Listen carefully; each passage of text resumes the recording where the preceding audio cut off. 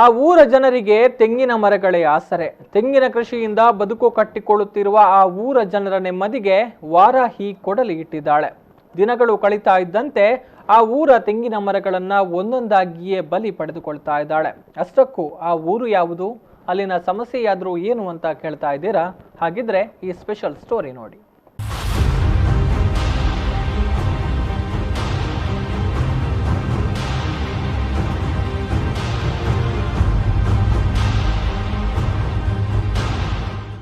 ಕುಂದಾಪುರ ತಾಲೂಕಿನ ಅನಗಳಿ ಗ್ರಾಮ ಕೆಂಪಣತೊಪ್ಲು ನಿವಾಸಿಗಳಿಗೆ ಜಲಕಂಟಕ ಶುರುವಾಗಿದೆ. ವಾರಾಹಿ ನದಿ ಜೀವಜಲವಾಗಿಯೂ ಕೃಷಿ ಭಾಗ ಒಡಲೊಳಗೆ ಸೇರಿಕೊಳ್ಳುತ್ತಾ ದುಸ್ವಪ್ನವಾಗಿಯೂ ಕಾಡ್ತಾ ಇದೆ. ಆ ಊರನ್ನ ತನ್ನೊಡಲೊಳಗೆ ಸೇರಿಸಿಕೊಳ್ಳುತ್ತಿರುವ ವಾರಾಹಿ ಅದೇ ಊರ ಜನರ ಬಾಯಾರಿಕೆ ತಣಿಸುತ್ತಿದ್ದಾಳೆ.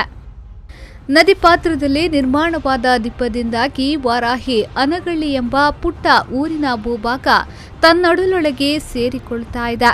ದಿನೇ ದಿನೇ ವಾರಾಹಿ ಭೂಭಾಗ ಒತ್ತುವರಿ ಮಾಡಿಕೊಳ್ಳುತ್ತಿರುವುದರಿಂದ ನದಿ ಪಾತ್ರದಲ್ಲಿ ವಾಸ ಮಾಡುತ್ತಿರುವ 160ಕ್ಕೂ ಮಿಕ್ಕಿದ ಕುಟುಂಬ, 2500ಕ್ಕೂ ಮಿಕ್ಕಿ ಜನ ಪ್ರತಿದಿನ ಆತಂಕದಲ್ಲೇ ದಿನ ಕಳೆಯುತ್ತಿದ್ದಾರೆ.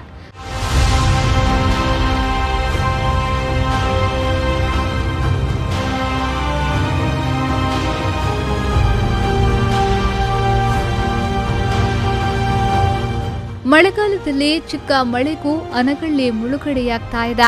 ಇನ್ನು ವಿಪರೀತ ಮಳೆ, ವಾರಾಹಿ ಹೆಚ್ಚುವರಿ ನೀರು ಬಿಟ್ರೆ ಮತ್ತೆ ಅನಗಳಿಗೆ ಜಲ ಸಂಕಷ್ಟ ಸಿಗ್ತದೆ.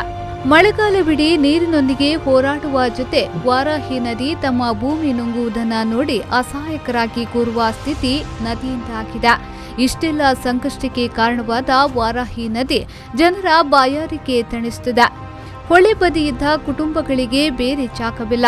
ಹೊಳೆ ಹೀಗೆ ಮುಂದುವರೆದರೆ ಜಾಗ ಖಾಲಿ ಮಾಡಬೇಕಾಗ್ತದೆ. ಬೇರೆ ಕಡೆ ಹೋಗುವುದಕ್ಕೂ ವ್ಯವಸ್ಥೆ ಇಲ್ಲ. ಹಾಗಾಗಿ ನದಿಗೆ ರಿವಿಟ್ಮೆಂಟ್ ಕಟ್ಟಿ ರಸ್ತೆ ಮಾಡಿಕೊಡುವ ಮೂಲಕ ಸಮಸ್ಯೆ ಪರಿಹಾರ ಮಾಡಬೇಕು ಎನ್ನುವುದು ಸ್ಥಳೀಯರ ಒತ್ತಾಯ.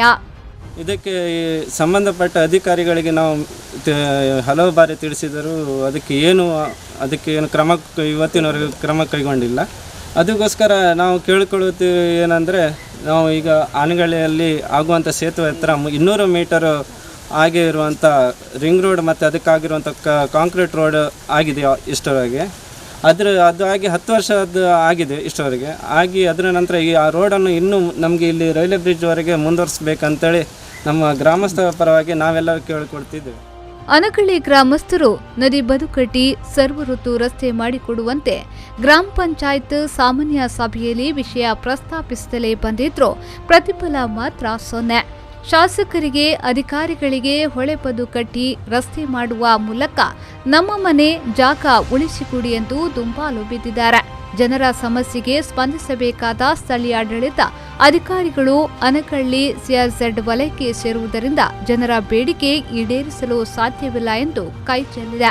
ಆದರೆ ಕುಂದಾಪುರ ಕಾರವಿಕೇರಿ ರಿಂಗ್ ರಸ್ತೆ, ಹೆರೆಕುದ್ರು ರಿಂಗ್ ರಸ್ತೆ ಸಿಆರ್ಝೆಡ್ ವಲಯದಲ್ಲಿದ್ರೂ ನಡೆಯುತ್ತದೆ. ಆದರೆ ಅನಗಳ್ಳಿ ಹೊಳೆ ಬದುಕಟ್ಟಿ ರಸ್ತೆ ಮಾಡುವುದಕ್ಕೆ ಸಿಆರ್ಝೆಡ್ ರೂಲ್ಸ್ ಅಡ್ಡಿ ಮಾಡುತ್ತಾ ಎಂದು ಸ್ಥಳೀಯರು ಪ್ರಶ್ನಿಸುತ್ತಿದ್ದಾರೆ. ನದಿ ಒತ್ತುವರಿಗೆ ಶಾಶ್ವತ ಪರಿಹಾರ ಸಿಗದಿದ್ರೆ ಜನ ಎಲ್ಲಿ ಹೋಗಿ ವಾಸ ಮಾಡಬೇಕು ಎನ್ನುವುದು ಸ್ಥಳೀಯರ ಪ್ರಶ್ನೆ. ಮನೆ ಕಟ್ಕೊಂಡು ಇರ್ಕೊಂಡೇಳಿ ಮಾಡಿತ್ತು, ತಾವೆಲ್ಲ ಪೂರ ಹೊಳಿಗೆ ಹೋಯ್ತು. ಈಗ ಅರ್ಧ ತಾವಿತ್ತು, ಅದ್ರಾಗ ಏನು ಮಾಡೋದಂದ್ರೆ ನಮ್ಗೆ ಗೊತ್ತಿಲ್ಲ. ಕಟ್ಟುವುದೋ ಬಿಡುದೋ, ರೋಡ್ ನಮಗೆ ಬತ್ತಿಲ್ಲ ಅಂದರೆ ನಮಗೆ ಅದು ಭಯ ನೀರಿಲ್ಲ. ಈಗ ಒಟ್ಟಿನಲ್ಲಿ ಅನಗಳಿ ಬ್ರಿಡ್ಜ್ನಿಂದ ರೈಲ್ವೆ ಬ್ರಿಡ್ಜ್ ತನಕ 2.5 ಕಿಲೋಮೀಟರ್ ಹೊಳೆ ಬದುಕಟ್ಟಿ ಸಿಮೆಂಟ್ ರಸ್ತೆ ಮಾಡುವ ಮೂಲಕ ಸುಲಭ ಸಂಚಾರದ ಜೊತೆ ಹೊಳೆ ಆಕ್ರಮಣ ತಪ್ಪಿಸಬಹುದು. ಇನ್ನಾದರೂ ಸಂಬಂಧಪಟ್ಟ ಜನಪ್ರತಿನಿಧಿಗಳು ಈ ಬಗ್ಗೆ ಎಚ್ಚೆತ್ತುಕೊಳ್ಳಲಿ ಎನ್ನುವುದೇ ವಿ4 ನ್ಯೂಸ್ ವಾಹಿನಿಯ ಆಶಯ. ಶ್ರೀಕಾಂತ್ ಹೆಮ್ಮಾಡಿ, ವಿ4 ನ್ಯೂಸ್ 24, ಕುಂದಾಪುರ.